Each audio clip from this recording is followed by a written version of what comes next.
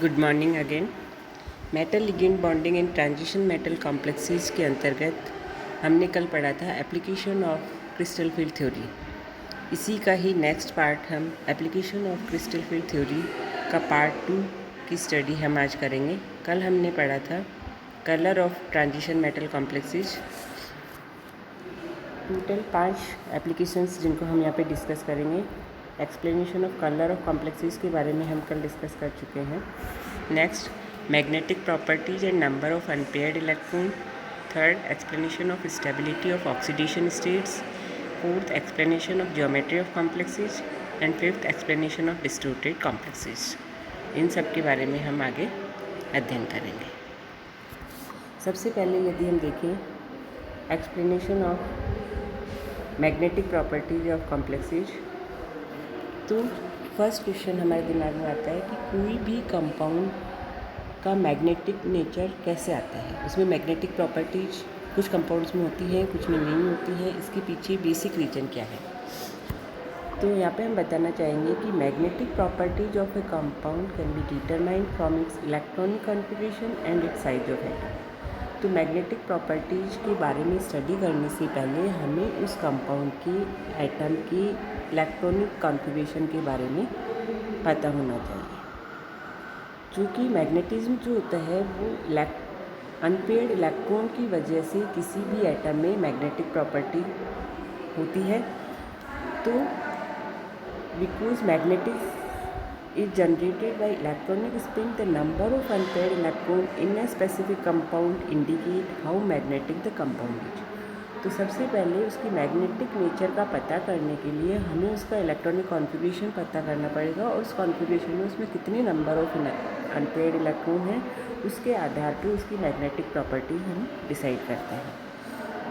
Metal complexes का चूँकि हमें यहाँ पे अध्ययन करना है, मेटल कॉम्प्लेक्सेज में अनपेयर्ड इलेक्ट्रॉन्स होते हैं। हमने देखा उनमें D orbital, crystal field theory में हमने पढ़ा कि यहाँ पे डी ऑर्बिटल स्प्लिटिंग होती है, जिसके परिणाम स्वरूप डी में अनपेयर्ड इलेक्ट्रॉन्स की संख्या में इंक्रीज हो जाती है।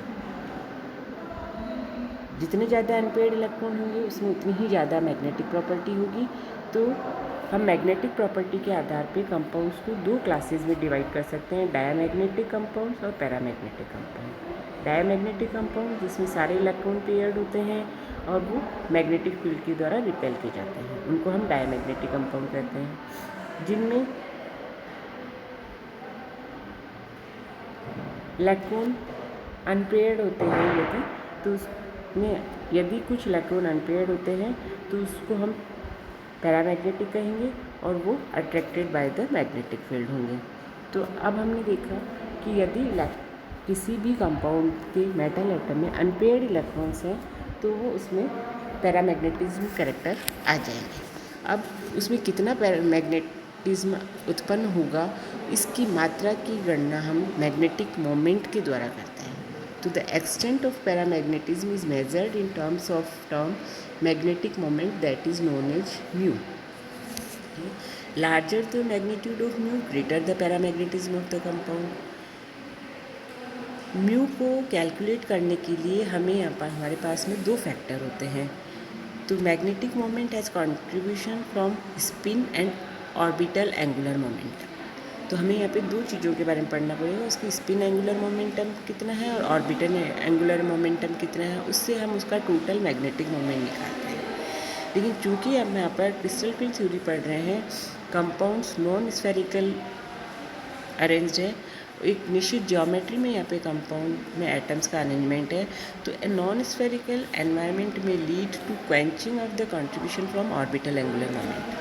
तो due to non spherical arrangement of atoms and ligands, यहाँ पे ऑर्बिटल एंगुलर मोमेंटम का इफेक्ट हमें देखने को नहीं मिलता है। हमें ओनली स्पिन एंगुलर मोमेंटम से उसका मैग्नेटिक मोमेंट कैलकुलेट करना होता है। Spin only magnetic moment survives in all cases and is related to the total number of unpaired electron to predict the magnetic moment. तो स्पिन ऑनली मैग्नेटिक मोमेंट को हम calculate करने के लिए जो फॉर्मूला यूज करते हैं उसको हम इस तरह से लिख सकते हैं, this one, mu equal to root of 4s into s+1। इसकी यूनिट होती है बोर मैग्नेटोन, जिसको हम bm के द्वारा भी लिख सकते हैं। यहाँ पे s क्या है, s is the spin quantum number और एक अनपेयर्ड इलेक्ट्रॉन के लिए स्पिन क्वांटम नंबर की वैल्यू हम रखते हैं 1/2। इसी की जगह हम दूसरा फॉर्मूला भी यूज कर सकते हैं, mu equal to root of n into n+2। इस फॉर्मूले के द्वारा यूनिट सेम होगी, केवल s की जगह पे हमने n को रिप्लेस किया है। n है स्पिन क्वांटम नंबर, n है यहाँ पे नंबर ऑफ अनपेयर्ड इलेक्ट्रॉन। तो हमें किसी भी कॉम्प्लेक्स में नंबर ऑफ अनपेयर्ड इलेक्ट्रॉन पता होने पर हम उसका मैग्नेटिज्म कैलकुलेट कर सकते हैं in the form of magnetic moment. अब यदि हम किसी कोऑर्डिनेट कंपाउंड में spin only magnetic moment calculate करना हो तो उसके लिए 3 फैक्टर्स यहाँ पे मेनली हमें ध्यान में रखने होते हैं। Number of D electrons in the central metal ion. Central metal ion का कॉन्फ़िगरेशन सबसे पहले हमें पता होना चाहिए, उसमें नंबर ऑफ अनपेयर्ड इलेक्ट्रॉन्स की संख्या के बारे में पता होना चाहिए। सेकंड है उसकी स्टीरियोकेमिस्ट्री, उसकी ज्योमेट्री क्या है उसके बारे में पता होना चाहिए। थर्ड, लिगेंड वीक फील्ड है या स्ट्रॉन्ग फील्ड है, इसका भी हमें पता होना चाहिए। इन तीनों फैक्टर्स की नॉलेज यदि हमें किसी कॉम्प्लेक्स के लिए है तो हम उसके लिए उसके मैग्नेटिक प्रॉपर्टीज़ भी कैलकुलेट कर सकते हैं कि how much paramagnetism is that compound. यहाँ पे हम 2 एग्जांपल्स के द्वारा इसको अच्छे से समझ सकते हैं। एक हमने आयरन का कॉम्प्लेक्स लिया है ऑक्जेलेट लिगेंड के साथ में, और दूसरा हमारा है कॉपर का कॉम्प्लेक्स है जो क्लोराइड लिगेंड के साथ में। तो किसी भी कोऑर्डिनेशन कंपाउंड का मैग्नेटिक प्रॉपर्टी हमें कैलकुलेट करनी हो तो उसके लिए किन स्टेप्स को हमें फॉलो करना होगा। सबसे पहले हमें सेंट्रल मेटल आयन को इसमें से डिफ्रेंशिएट करना होगा कि सेंट्रल मेटल आयन कौन सा है प्लस उसकी ऑक्सीडेशन स्टेट क्या है।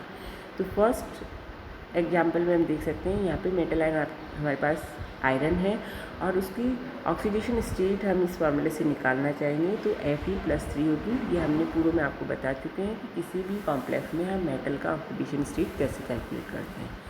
सेकेंड कंपाउंड में कॉपर है और इसका ऑक्सीडेशन स्टेट +2 है। जब हमें ऑक्सीडेशन स्टेट पता हो गया तो हम सेंट्रल मेटल आयन का कॉन्फ़िगरेशन निकालेंगे। Fe3+ मेटल हमारे पास है तो उसमें डी ऑर्बिटल में 5 इलेक्ट्रॉन्स होंगे और कॉपर 2+ है तो डी ऑर्बिटल में 9 इलेक्ट्रॉन्स होंगे। अब इसका कॉन्फ़िगरेशन हमारे पास आ गया P2G3 Eg2, क्योंकि ये लिगेंड पे भी डिपेंड करता है। लिगेंड हमारे पास जो यहाँ पे है वो स्ट्रॉन्ग फील्ड लिगेंड होने की वजह से इलेक्ट्रॉन्स की पेयरिंग नहीं होगी, इलेक्ट्रॉन हाई एनर्जी स्टेट पे चला जाएगा तो कॉन्फ़िगरेशन हो गया T2G3 Eg2। D9 कॉन्फ़िगरेशन में मैटर नहीं करता है कि लिगेंड किस तरह का है, इसमें कॉन्फ़िगरेशन आपको E4T2 मिलेगा। This one is octahedral complex, this one is tetrahedral complex and this one is octahedral complex. तो स्टीरियोकेमिस्ट्री इसकी होगी ऑक्टाहेड्रल एंड टेट्राहेड्रल। ऑक्टाहेड्रल में हमें देखना होता है कि लिगेंड कंपाउंड जो है कॉम्प्लेक्स जो है वो हाई स्पिन है या लो स्पिन है, तो वो डिपेंड करता है लिगेंड पे। तो हमने देखा कि यहाँ पे स्ट्रॉन्ग फील्ड लिगेंड है तो बनने वाला कॉम्प्लेक्स आपका हाई स्पिन कॉम्प्लेक्स होगा। यहाँ पे चूँकि टेट्राहेड्रल कॉम्प्लेक्स है उसमें ऑलवेज हाई स्पिन कॉम्प्लेक्स होते हैं तो ये आपका हाई स्पिन कॉम्प्लेक्स है already. Number of unpaired electron हम इस कॉन्फ़िगरेशन में देख सकते हैं 5 है। यहाँ पे नंबर ऑफ इलेक्ट्रॉन हमारे अनपेयर्ड इलेक्ट्रॉन 1 है। तो जो फॉर्मूला हमने पूरे में देखा था mu equal to root of n into n+2, इस फॉर्मूले में जब हम अनपेयर्ड इलेक्ट्रॉन n की जगह नंबर ऑफ अनपेयर्ड इलेक्ट्रॉन लिखते हैं तो इस कॉम्प्लेक्स के लिए हमारे पास म्यू की वैल्यू आती है √3 बोर मैग्नेट्रॉन, और दिस कॉम्प्लेक्स हमारे पास मैग्नेटिक मोमेंट की वैल्यू आती है √3 बोर मैग्नेट्रॉन।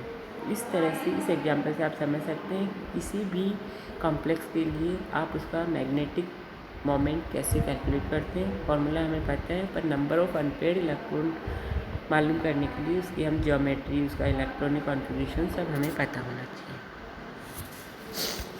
अब हम देखते हैं कि कुछ ट्रांजिशन मेटल आयन जिनमें मेटल आयन सेम है लेकिन लिगेंड डिफरेंट होने पर उनका मैग्नेटिक मोमेंट की वैल्यूज़ डिफरेंट होती है, या हम कह सकते हैं पैरामैग्नेटिज्म उनकी डिफरेंट होती है। तो ऐसा क्यों होता है?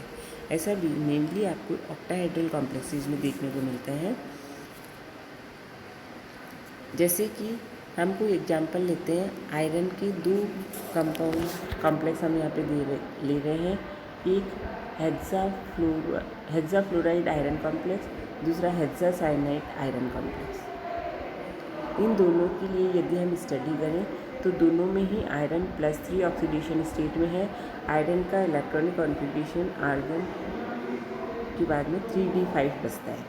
तो 3d5 का नॉर्मल स्टेट में कॉन्फ़िगरेशन Fe3+n का होगा, तो पाँचों डी इलेक्ट्रॉन अनपेयर्ड है।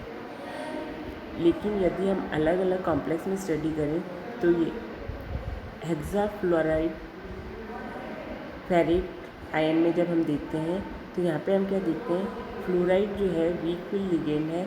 वीक फील्ड लिगेंड होने की वजह से डेल्टा की वैल्यू कम होती है और स्प्लिटिंग एनर्जी कम होने की वजह से इलेक्ट्रॉन 3 p2g ऑर्बिटल में आने के बाद में चौथा इलेक्ट्रॉन हायर एनर्जी लेवल पे चला जाता है। तो इस तरह से यहाँ पे 5 अनपेयर्ड इलेक्ट्रॉन है और इसको हम हाई स्पिन कॉम्प्लेक्स बोलते हैं। लेकिन सेम यदि हम यहाँ पे साइनाइड लिगेंड के साथ में आयरन का कॉम्प्लेक्स बनाएं तो हम क्या देखते हैं कि साइनाइड एक स्ट्रॉन्ग फील्ड लिगेंड है। T2g और Eg के बीच में जो एनर्जी डिफरेंस है डेल्टा, वो ज़्यादा हो जाता है। तो fourth electron higher energy level में नहीं जा करके T2g में ही पेयरिंग यहाँ पर हो जाती है। तो यहाँ पे कॉन्फ़िगरेशन हो जाता है T2g5 Eg0। दैट मीन्स यहाँ पे number of electron unpaired electron हो गया 1, यहाँ पे नंबर ऑफ अनपेयर्ड इलेक्ट्रॉन हो गया 5। तो इस वजह से लिगेंड की इफेक्ट से यहाँ पे सेम ज्योमेट्री है, दोनों में ऑक्टाहेड्रल है, सेम मेटल आयन है, सेम ऑक्सीडेशन स्टेट है, लेकिन due to nature of ligand यहाँ पर पैरामैग्नेटिज्म वैल्यूज़ की चेंज हो जाती है क्योंकि number of unpaired electrons change हो जाते हैं। अब हम स्प्लिटिंग के दौरान पढ़ चुके हैं, यदि हम ऑक्टाहेड्रल कॉम्प्लेक्स लेते हैं तो हमारे पास T2g और Eg में उसका स्प्लिटिंग होता है और वह जो T2g और Eg के बीच में स्प्लिटिंग एनर्जी होती है डेल्टा, वो डिपेंड करती है लिगेंड के ऊपर। तो इसके आधार पर दो तरह के कॉम्प्लेक्स बनते हैं। हाई स्पिन कॉम्प्लेक्स जो होते हैं वो मोर पैरामैग्नेटिक होते हैं क्योंकि उसमें नंबर ऑफ अनपेयर्ड इलेक्ट्रॉन्स ज़्यादा होते हैं, और लो स्पिन कॉम्प्लेक्स जो होते हैं उनमें नंबर ऑफ अनपेयर्ड इलेक्ट्रॉन्स की संख्या कम होने से उनका पैरामैग्नेटिक कैरेक्टर कम होता है।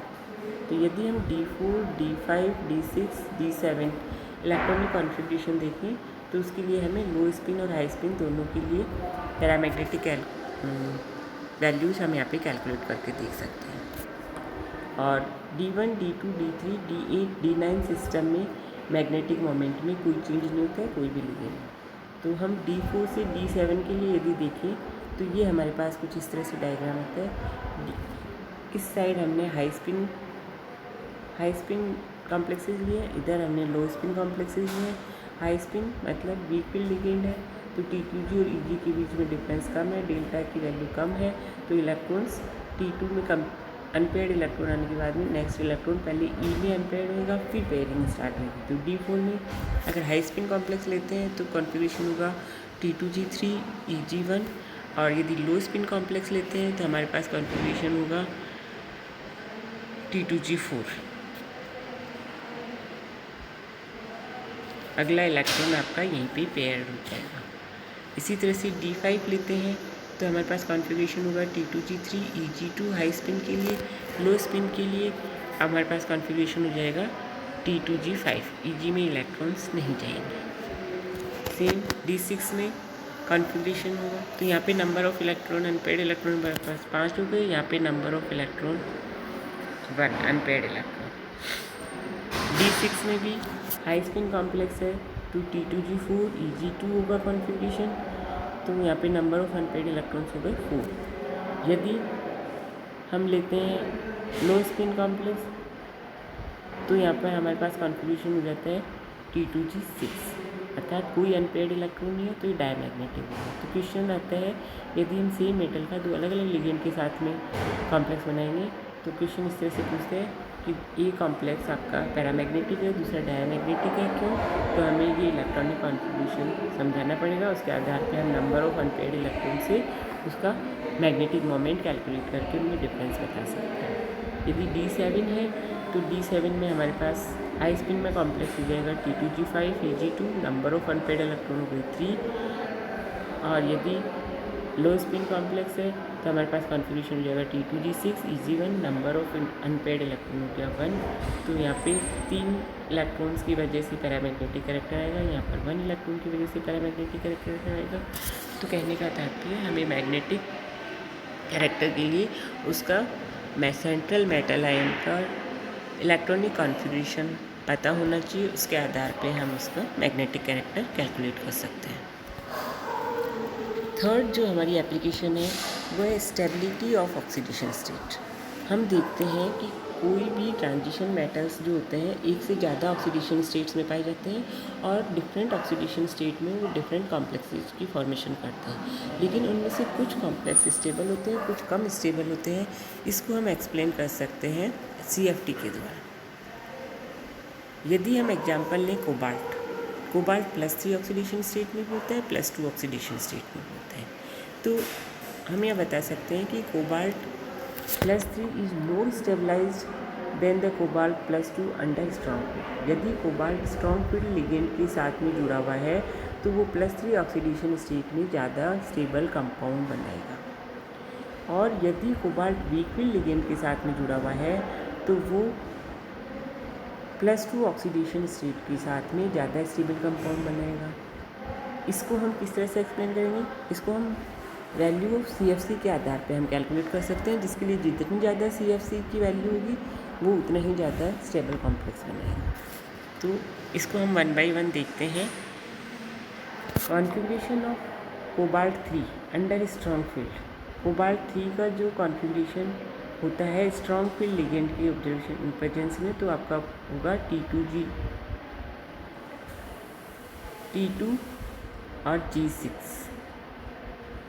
T2G6 कॉन्फ़िगरेशन यहाँ पे होगा। स्ट्रॉन्ग फील्ड लिगेंड है तो डेल्टा की वैल्यू ज़्यादा है, तो पहले इलेक्ट्रॉन्स की पेयरिंग होगी, तो 6 इलेक्ट्रॉन T2 ऑर्बिटल्स में ही आ जाएंगे, E ऑर्बिटल में इलेक्ट्रॉन नहीं जाएंगे। तो हमारे पास कॉन्फ़िगरेशन हो गया T2G6।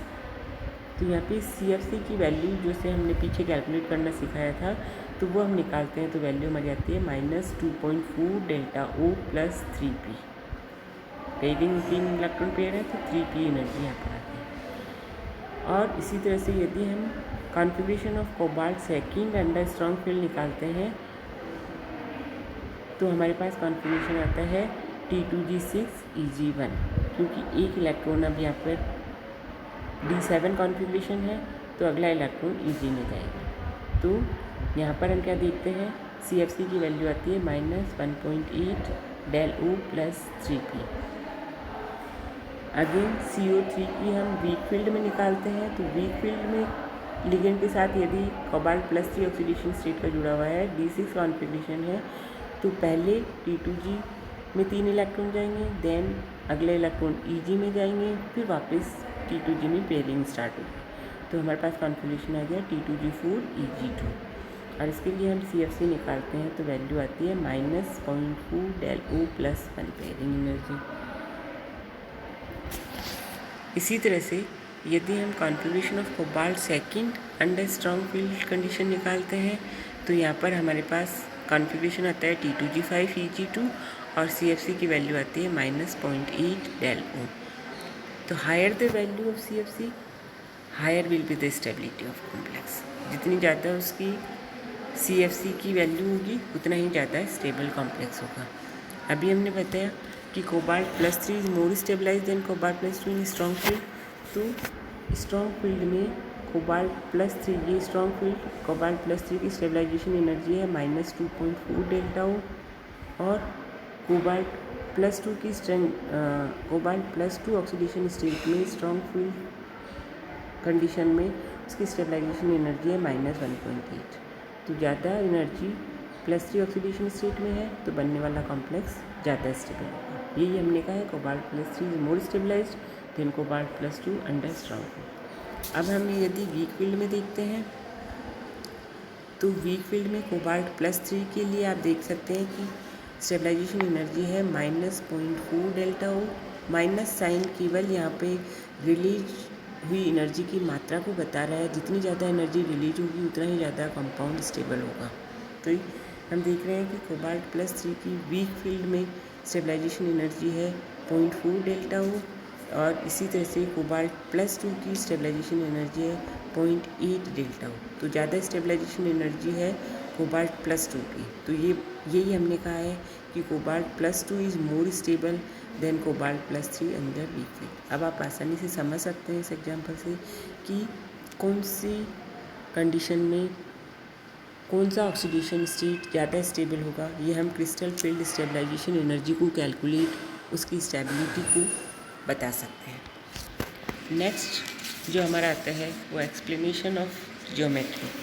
क्रिस्टल फील्ड थ्योरी के आधार पे हम किसी भी कॉम्प्लेक्स की ज्यामिति की भी व्याख्या कर सकते हैं कि उसमें ऑक्टाहेड्रल कॉम्प्लेक्स बनेगा या टेट्राहेड्रल बनेगा या स्क्वायर प्लेनर। तीनों ज्योमेट्रीज को हमने पूर्व में पढ़ा है, उनकी स्प्लिटिंग पढ़ी है। तो किस कंडीशंस में कौन सा कॉम्प्लेक्स बनता है ये हम क्रिस्टल फील्ड थ्योरी के आधार पर बता सकते हैं। हमने देखा कि जो मैक्सिमम नंबर ऑफ कॉम्प्लेक्सेस होते हैं उनका नेचर होता है वो ऑक्टाहेड्रल कॉम्प्लेक्सेस बनाते हैं। वाई? क्योंकि वहाँ पे 6 मेटल लिगेंड बॉन्ड बनते हैं, तो पर्याप्त मात्रा में ऊर्जा मुक्त होती है और जितनी ज़्यादा ऊर्जा रिलीज होगी उतना ही बनने वाला कॉम्प्लेक्स स्टेबल होगा। तो सबसे फेवरेबल कंडीशन जो होती है कॉम्प्लेक्सेस के लिए, सबसे पहले वो ऑक्टाहेड्रल कॉम्प्लेक्सेस बनाना चाहते हैं।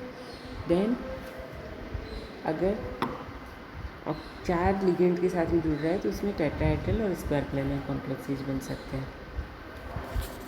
ये D8 विन्यास यदि है और इलेक्ट्रॉनिक कॉन्फ़िगरेशन D8 है और उसके संपर्क में यदि प्रबल लिगेंड आते हैं तो DZ कक्षक की ऊर्जा dx² - y² की तुलना में कम हो जाती है। इससे इलेक्ट्रॉन का युग्मन हो जाता है, पेयरिंग हो जाती है और dx² y² कक्षक रिक्त रह जाते हैं, जिससे चारों d ऑर्बिटल्स की चारों पालियाँ x +x -x +y -y इन पे लिगेंड आसानी से बिना प्रतिकर्षण के पहुंच सकते हैं, क्योंकि यहाँ पर इलेक्ट्रॉन्स नहीं होते हैं और यहाँ पे स्क्वायर प्लेनर कॉम्प्लेक्सेस बनते हैं। यदि लिगेंड बड़े आकार के हों और अत्यंत दुर्बल हो तो केंद्रीय धातु परमाणु कम ऑक्सीकरण अवस्था वाला हो और उसका विन्यास D0 D5 D10 हो तो CFC का मान 0 होता है और D1 और D6 के लिए CFSE का मान अष्टफल के संकुल में थोड़ा सा ही कम होता है तो चतुष्फल के संकुलों के बनने की पॉसिबिलिटी होती है। तो इस तरह से हम बता सकते हैं कि कौन सा कॉम्प्लेक्स बनना यहाँ पे प्रीफर करता है। Next and last application for CFT is the explanation of distributed complex. हमने जब VBT की लिमिटेशंस पढ़ी थी उस टाइम पे हमने बताया कि VBT में हम डिस्ट्रीब्यूशन ऑफ कॉम्प्लेक्सेस को एक्सप्लेन नहीं कर पाते हैं, CFT में हम इस चीज़ को एक्सप्लेन कर पाते हैं। और यहाँ पे एक टर्म आती है जॉन टेलर डिस्टॉर्शन थ्योरम, जो कि हमें डिस्टॉर्शन को एक्सप्लेन करती है। कोई भी कंपाउंड में डिस्टॉर्शन, जैसे ऑक्टाहेड्रल से जो स्क्वायर प्लेनर कॉम्प्लेक्स बनता है वो due to result of distortion of geometry. कोई भी कंपाउंड अपनी इच्छा से स्क्वायर प्लेनर नहीं बनना चाहता, लेकिन यदि उसमें डिस्टॉर्शन आता है तो वो स्क्वायर प्लेनर में कन्वर्ट हो जाता है। जैसे D9 कॉन्फ़िगरेशन यदि हम लेते हैं कॉपर सेकंड, जहाँ पे कॉपर का +2 ऑक्सीडेशन स्टेट है तो वहाँ पे D9 कॉन्फ़िगरेशन हमें मिलता है। तो वहाँ पर हम क्या देखते हैं, ऑक्टाहेड्रल के स्थान पे टेट्रागोनल आकृति कॉम्प्लेक्स की पाई जाती है। इसमें ऑक्टाहेड्रल में हम क्या देखते हैं कि 6 मेटल लिगेंड बॉन्ड की बॉन्ड लेंथ इक्वल होती है, जबकि यदि टेट्रागोनल होता है तो उसमें 4 मेटल लिगेंड बॉन्ड अलग बॉन्ड लेंथ के होंगे और 2 मेटल लिगेंड बॉन्ड अलग बॉन्ड लेंथ के होंगे। तो CFT के अनुसार हम देखते हैं कि जब D कक्षकों का स्प्लिटिंग होती है तो CF crystal field stabilisation energy release होती है, जिससे कॉम्प्लेक्स स्टेबल होता है। यदि EG और T2G कक्षकों का और विभाजन हो तो संकुल का अतिरिक्त स्थायीकरण हो जाता है। इसे ही हम जॉन टेलर इफेक्ट कहते हैं। तो हमने स्क्वायर प्लेनर कॉम्प्लेक्सेस में क्या देखा था कि ZX पर लिगेंड और धातु आयन की दूरी बढ़ा दी जाए, बॉन्ड लेंथ यदि बढ़ा दी जाए तो EG और T2G कक्षकों का अगेन स्प्लिटिंग हो जाती है। EG ऑर्बिटल्स स्प्लिट हो जाएंगे, जिसमें DZ² लोअर एनर्जी का, DX² और -y² हायर एनर्जी लेवल पे चला जाएगा। इसी तरह से DXY, DYZ और DXZ की भी अगेन स्प्लिटिंग हो जाएगी, जिसमें DXY हायर एनर्जी लेवल पे और जिनमें Z फैक्टर है वो लोअर एनर्जी लेवल पे आ जाएंगे, क्योंकि हमने Z एक्सिस पे मेटल लिगेंड बॉन्ड लेंथ बढ़ाई है। तो वहाँ पे repulsion of metal d electron and ligand electrons repulsion कम हो गया, तो इसलिए वहाँ पे रिपल्शन कम होने से उनकी एनर्जी कम हो जाती है। तो इस तरह से अगेन स्प्लिटिंग हो जाती है ऑर्बिटल्स की, और इसी अगेन स्प्लिटिंग को हम जॉन टेलर इफेक्ट कहते हैं, और इसी की वजह से octahedral complex square planar complex में कन्वर्ट हो जाता है। तो इस तरह से हम क्रिस्टल फील्ड थ्योरी के आधार पे उसकी डिस्ट्रीब्यूशन ऑफ कॉम्प्लेक्स कंपाउंड क्यों होता है उसको सेटिस्फाई कर पाते हैं। Thank you.